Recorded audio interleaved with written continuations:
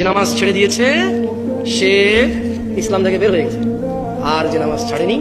শত অন্যায় অবিচার পাপ থাকবে, আল্লাহর সাথে তার সাথে ক্ষমা চাইবে, আল্লাহ মাফ করবে, আর করবে না, প্রতিশ্রুতি দেবে, আবার মানুষ হিসেবে দুর্বল হয়ে যাবে, আবার আল্লাহর কাছে মাফ চাইবে, লজ্জা পাবে না, আল্লাহ আবার মাফ করবে। এরপর এক পর্যায়ে আল্লাহ ঘোষণা দিয়েছে ইল্লা মান তাব, অথবা যে ব্যক্তি তার সমস্ত গুনাহ থেকে ফিরে আসে, ওয়া আমানা, আল্লাহর প্রতি ঈমান আনে, ওয়া আমিলা আমালান সালিহা, তার গুনাহ যত কিছুই হোক সে যদি ফিরে আসে, ঈমান আনে, মাফ চায়, ভালো কাজ করে, ফাউলাইকা ইউবাদদিলুল্লাহ সাইয়্যাতিহিম হাসানাত। এই যে লোকটা বললো জেনা করবে না, আবার করছে, চেষ্টা করছে না করা হয়ে গেছে, নেশা করবে না আবার করছে, সর্বোচ্চ চেষ্টা করেছে না করার পর হয়ে গেছে। এই যে লোকটা নামাজ মিস করে ফেলেছে, চেষ্টা করেছে সর্বোচ্চ পড়ার, হঠাৎ দেখে গেলে মিস হয়ে গেছে, তো আল্লাহ কোরআনুল কারীমে সূরা ফুরকানে বলছে যে লোকটা ইল্লা মান তাব,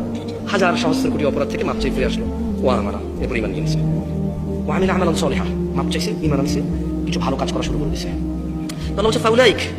তার পিছনের যে হাজার লক্ষ কোটি সহস্র গুনাহ আছে, ইউবাদদিলুল্লাহ, আল্লাহ বদল করে দেবে গুনাহগুলোকে, শুধু মাপ না, এগুলোকে আল্লাহ বদলাই দেবে, এক্সচেঞ্জ করে দেবে, কিসে? সাইয়্যাতিহিম হাসানাত, নেকিতে পরিবর্তন করে দেবে সবগুলোকে।